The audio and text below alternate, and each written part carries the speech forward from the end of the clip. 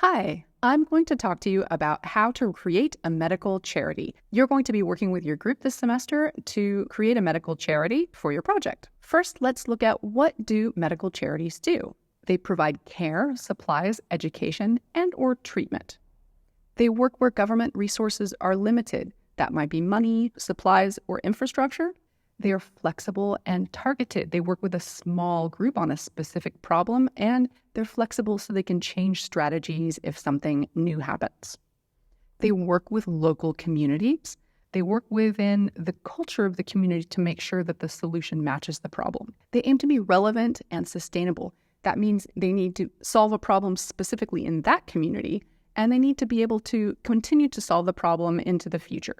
They raise awareness and resources. They help people understand about the problem, and they collect donations of money and supplies to help. And they advocate for healthcare policies. They work with governments to help pass laws that will improve the healthcare outcomes of the communities they're working in. So what are some examples of these charities? First, let's look at Embrace Global. Let's look at the what, who, where, and how of this medical charity. Embrace Global works on the problem of neonatal hypothermia. They work with premature and low birth weight babies. They work in developing countries, and they provide low-cost portable infant warmers to solve this problem. Now let's look at Lucky Iron Life. This used to be called Lucky Iron Fish, but it expanded its operation, and so now it's a bit bigger. We'll look at those same questions. Lucky Iron Fish works on the problem of iron deficiency anemia. They work mostly with families, and they work in developing countries. They fight anemia by providing an iron fish that people can use to enrich their food when they're cooking.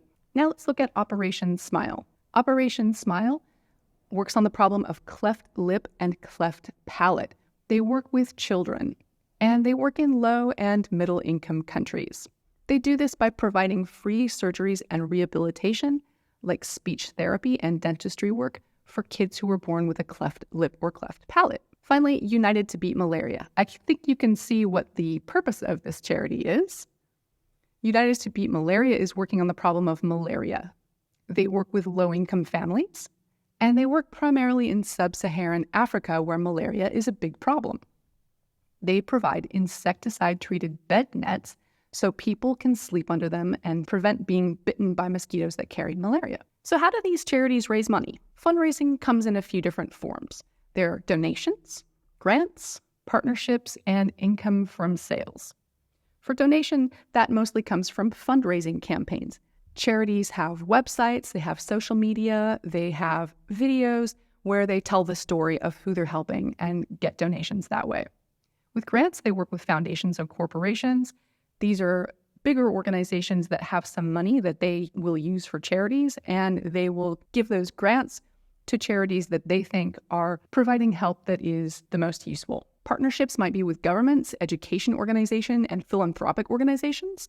These might work together to help solve the same problem. And income from sales might be from logo merchandise, like hats or t-shirts or calendars, or products related to the cause. So for example, Lucky Iron Fish sells iron fish to people in any part of the world, and they use part of that money to provide free iron fish to people who need those. So how does a charity identify the needs of the community? They need to reach out to address the local needs. These charity organizations need to be relevant, sustainable, and effective.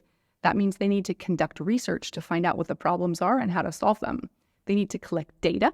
They need to talk with community members and leaders about what appropriate solutions might be. They need to train local staff so that local people can get jobs working to solve their own problems. And they need to find local solutions. A solution that might be useful in one culture might not work well in another culture. So what role do research and data play? Well, if you look at these websites, you'll see all kinds of data based on research that the charities have done. They may be using research to identify problems, to assess the needs of a community, to design the interventions or solutions, to measure the impact of their solutions, to identify areas for improvement. What could they be doing better? What's a better strategy? And to demonstrate value so that people who are donating money know their money is being used well. So if you look up Lucky Iron Fish on Google Scholar, you'll see 140 results. All of these are studies about how the Lucky Iron Fish organization works and whether it's effective. They are all being used to make informed choices for lucky iron fish. Nothing But Nets as well, lots of studies. Embrace Global has quite a few. And the big one, Operation Smile, has got almost 1,400 studies based on their work.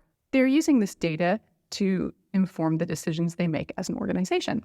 So with lucky iron fish, it started in 2008 in Cambodia. Some doctors were working on healthcare problems there. They found that in rural villages, there was a lot of iron deficiency, and there were a lot of health impacts, particularly on children and mothers. Through their studies, they decided that providing bioavailable iron through cooking might be helpful. They used their research to design and develop the lucky iron fish. They needed to make sure that people would be compliant. They would use this iron fish enough for it to be useful. Their first designs were not things people wanted to put in their cooking pots. Just a plain piece of iron or a piece of iron that looked like a flower were not something that people wanted to cook with. But a piece of iron that looked like a lucky fish, they would put that in their cook pot. They need to make sure it's effective, so they have to do studies on how well using the iron fish fights anemia and iron deficiency. And they have to do studies on sustainability, whether the project can keep going into the future. All of this relies on data and research. So how does the charity measure the success? We can look at some of these pieces of websites from the charities we've looked at, and we can see that they measure the number of people helped, the lives saved, donations, partnerships, and the locations they work in. These are all measured by doing research. So what challenges does a charity face? First, there's funding challenges. Money. Money can be unstable.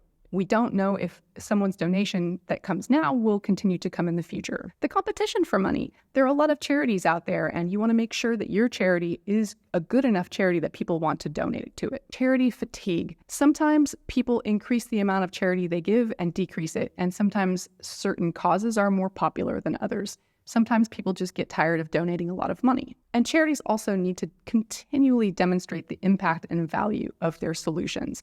They need to be able to show the world that what they're doing is effective. So some things that these charities need to build: diverse partnerships so that money is not just coming from one place, strong networks so they can rely on people helping and people bringing awareness to them. They need to build storytelling and marketing. They need to have social media that tells what they're doing, how they're doing it, and why it's so important. And they need to build monitoring and evaluation systems to make sure that they can show that what they're doing has an impact. Logistics challenges are another problem area. Many of these charities work in remote areas. There may not be infrastructure to get things in or out.